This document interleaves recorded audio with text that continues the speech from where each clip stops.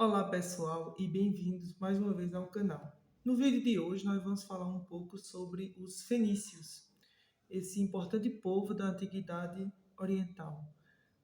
Antes de tudo, eu gostaria de comentar com vocês a origem da palavra fenícios. Na verdade, os fenícios não se chamavam de fenícios.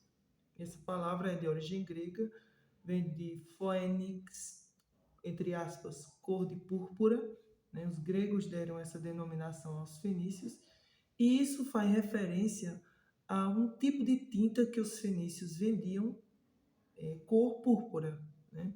Eles faziam um tipo de tinta a partir de secreções de um molusco, um tipo de molusco. O nome do molusco é Nucella lapillus. Eles faziam uma tinta muito rara a partir desse molusco. Era rara porque para se poder fazer poucas gramas dessa tinta se necessitava de muitos moluscos, então era uma tinta extremamente cara. E os gregos compravam muitas vezes esse tipo de tinta dos fenícios e aí deram esse nome, né, aos fenícios de fenícios, né? Mas na verdade, na região em que os fenícios estavam localizados, viviam povos que eram conhecidos localmente como cananeus, né? A região em que os fenícios se desenvolveram, que é aquela costa do que hoje é o Líbano, principalmente, mas um pouquinho da Síria, né? Ali viviam povos que eram denominados genericamente de cananeus, né? Ou seja, não havia um nome específico localmente falando para fazer referência ao que os gregos chamavam de fenícios, né? Claro, cananeus não era apenas os fenícios, existiam outros povos que habitavam aquela região ali e que também eram chamados de cananeus, então é um termo genérico, né? Politicamente, os fenícios se organizavam no que nós chamamos de cidades-estado, né? Eram cidades autônomas, cada cidade tinha o seu próprio, entre aspas, rei, né? A unidade desse povo era dada, portanto, pela questão cultural. Eles tinham mais ou menos a mesma cultura, cultuavam os mesmos deuses, falavam a mesma língua, a língua fenícia, que é uma língua de origem semita. Por isso que os fenícios eles são chamados de povos semitas, também, assim como os hebreus, como os árabes e vários outros povos, né? O que é um povo semita? É um povo que fala uma língua que é originária da antiga língua semita. É um pouco mal comparando com como se fosse tipo os povos latinos. São povos que falam línguas que derivam do latim. A mesma coisa ocorre com os povos semitas. Falam línguas que descendem da antiga língua semita, como os hebreus, os árabes, os fenícios e por aí vai. A língua fenícia não existe mais hoje em dia, né? Então, eram politicamente organizados em cidades-estado, que são cidades autônomas, cada um com seu próprio governo, né? Então, nós temos Biblo, Sidom, Tiro, Aruad, enfim, várias, Beirute, né? Hoje em dia Beirute é a capital do Líbano, se não me engano é a capital do Líbano, me corrija aí se eu estiver errado, né? Então, uma série de cidades-estado que se organizavam politicamente de maneira autônoma, né? Os fenícios eles foram dominados por outros povos ao longo da história, né? Então, eles tiveram um momento que foram dominados pelos assírios, depois eles foram dominados pelos babilônicos, depois eles chegaram a ser dominados pelos persas, né? Depois eles são dominados pelos romanos e aí foram um tempo também dominados por povos gregos e aí são dominados por romanos e lá no século I a.C., por volta de 64 a.C., e aí entram em, vamos dizer assim, declínio, né? As fontes que nós temos sobre os fenícios, e aí para dizer isso eu me baseio sobretudo no livro Antigo Oriente, do historiador Mario Liverani, um historiador italiano. Esse livro já é praticamente um clássico, né? As fontes que nós temos sobre os fenícios são bem escassas, mas existem alguns textos que são primordiais e que os historiadores usam muito para estudar a história dessa civilização. Como, por exemplo, existe um texto de um egípcio chamado Wen Amun.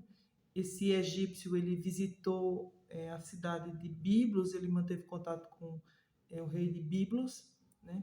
Biblos era uma cidade que produzia muito cedro, né? os egípcios compravam muito esse cedro, e ele visitou essa cidade de Biblos para, inclusive, fazer relações comerciais, né, com os comerciantes de Biblos, e ele deixou vários relatos, né, sobre como era essa cidade de Biblos, como ela estava organizada e como era o comércio e por aí vai. Então essa é uma fonte importante que nós temos, é uma fonte de um egípcio tratando de uma cidade fenícia.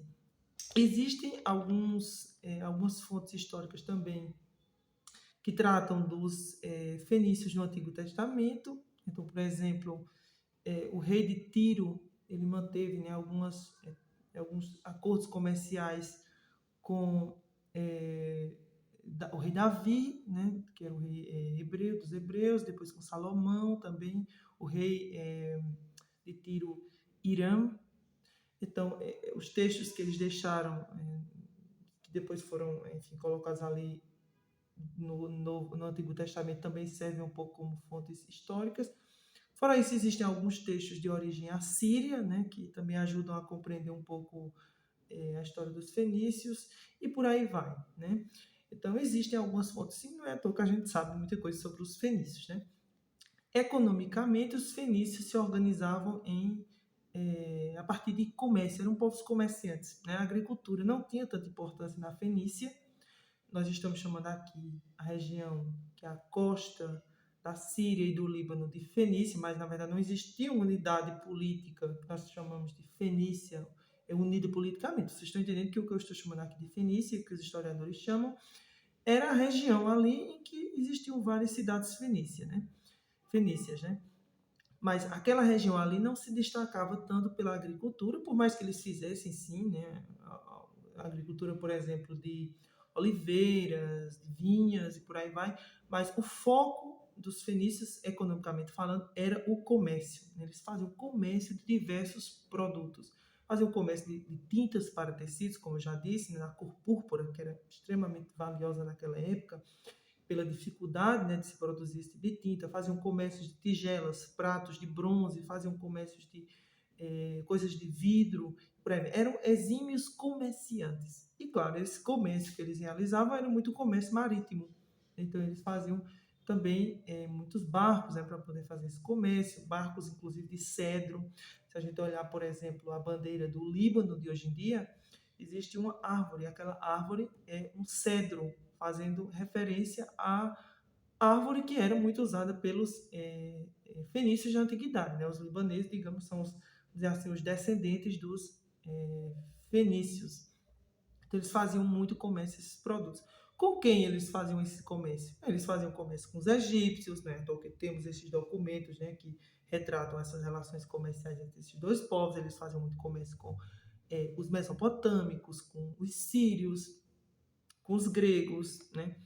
No século mais ou menos 9 para o 7 a.C., eles começam a dominar as rotas comerciais do mar Mediterrâneo, e cada vez mais eles chegam, os fenícios, a se estabelecerem em regiões como o sul da Espanha, a Sardenha, a ilha de Chipre, o norte da África, como na Tunísia, e nessas regiões eles estabelecem grandes feitorias comerciais, muitas vezes essas feitorias de comércio, que são, vamos dizer assim, locais de trocas comerciais, de armazenamento de produtos, crescem e se transformam em cidades. Então nós podemos dizer sim que muitas dessas cidades do sul da Europa, do norte da África, foram fundadas pelos fenícios, né?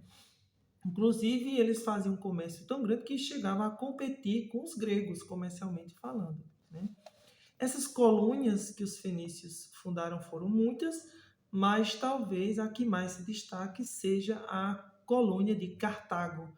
Cartago foi uma cidade fundada por fenícios, da cidade de Tiro, especificamente. Cartago significa algo como nova cidade, ou cidade nova, né? E ela foi fundada no que hoje é a Tunísia, mais ou menos no que hoje é a capital da Tunísia, Tunis. Eu não digo mais ou menos, nem exatamente a mesma coisa, né, gente? Entendo. Mas, enfim, na Tunísia, lá por volta de 814 a.C., né? Foi uma colônia fundada por pessoas de Tiro. Por conflitos internos, disputa pelo poder, algumas pessoas saíram de Tiro, fundaram a cidade de Cartago, né? E a cidade de Cartago começou a crescer muito economicamente no norte da África, né? E com o passar do tempo, ela começou a se transformar em uma potência, não apenas comercial, mas inclusive uma potência bélica, militar ali naquela região. Até o exército de Cartago começou a ser muito forte, eles usavam até elefantes, contratavam mercenários estrangeiros, né, para suas frotas. A cidade de Cartago tinha uma população muito grande para a época, chegou a ter mais de 400 mil pessoas, né? E ela foi dominando rotas comerciais no mar Mediterrâneo, e isso começou a incomodar uma outra potência que estava em ascensão, que era Roma, né? A República Romana, Roma na fase de república. Lembremos que Roma, a história de Roma tem a monarquia, depois a república, depois o império. Na época da república, que foi quando Roma expandiu muito seus territórios, os romanos começaram a querer também dominar o mar Mediterrâneo comercialmente, a região da Sicília, né? Por aí vai.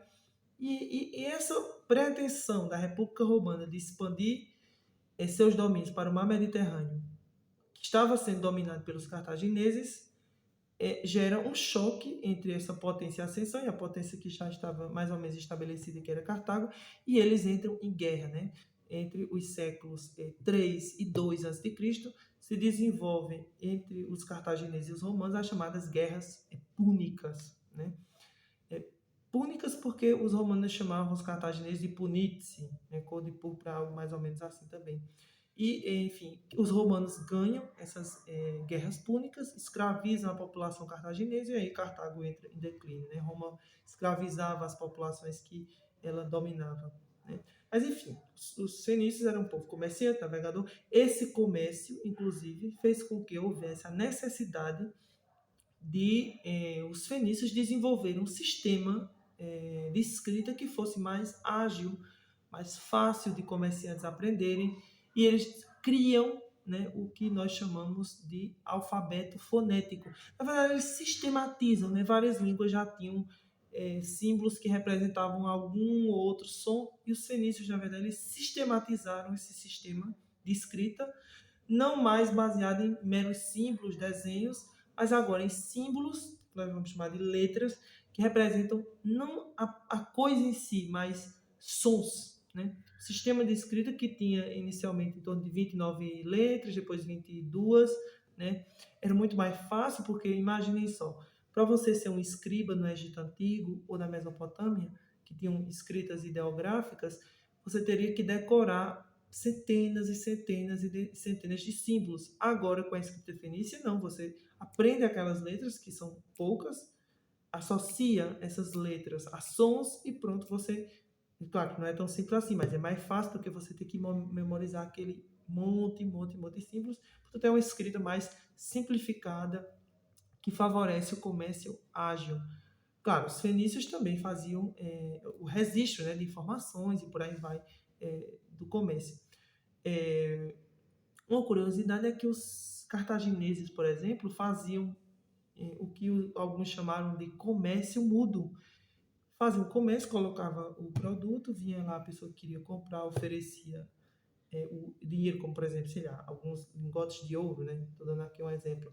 E aí o comerciante, se visse que aquilo ali valia a pena, pegava e entregava o produto, mas sem ter necessariamente uma troca de informações via fala, porque não necessariamente eles tinham que aprender todas as línguas ali daquela região, né? Mas enfim, o alfabeto fonético, letras que representam sons, foi uma das maiores, entre aspas, sistematizações que os fenícios fizeram. Depois os gregos aprendem esse alfabeto, né? Lá por volta do século IX a.C., eles aperfeiçoam um pouco mais, introduzem as vogais, depois os romanos aprendem esse alfabeto. Isso vai se transformando e dá origem, inclusive, ao que nós temos hoje, que é o alfabeto latino, né? Claro, o alfabeto latino é muito diferente daquele original, entre aspas, que foi criado pelos fenícios, mas a origem de grande parte das nossas letras está lá com os fenícios, certo? Culturalmente, os fenícios eram, por exemplo, politeístas, acreditavam em vários deuses, deuses antropomorfos, que tinham formas de seres humanos, né? Ou seja, antropo, homem, morfos, forma, tinham características humanas, inclusive sentimentos humanos, um pouco parecido com os deuses gregos, né? Nesse sentido. Eram vários deuses, né? Porque eles eram politeístas, o deus máximo se chamava El, L, né, que a gente escreve assim. E na região em que eles habitavam, também havia uma grande presença de povos politeístas, né, como os filisteus, vários outros povos, próprios hebreus, antes de desenvolverem a religião monoteísta, claro, né, de culto a Jeová. Eles faziam muitos sacrifícios, o que também não era uma coisa única, já que vários povos ali daquela região também praticavam sacrifício de animais e por aí vai, né? Enfim, gente, esses são os fenícios, né? Essa civilização importante da antiguidade que nos legou principalmente o que nós chamamos hoje de alfabeto fonético, certo? E eu agradeço a vocês por terem assistido esse vídeo e peço que curtam e comentem. Tchau e até a próxima.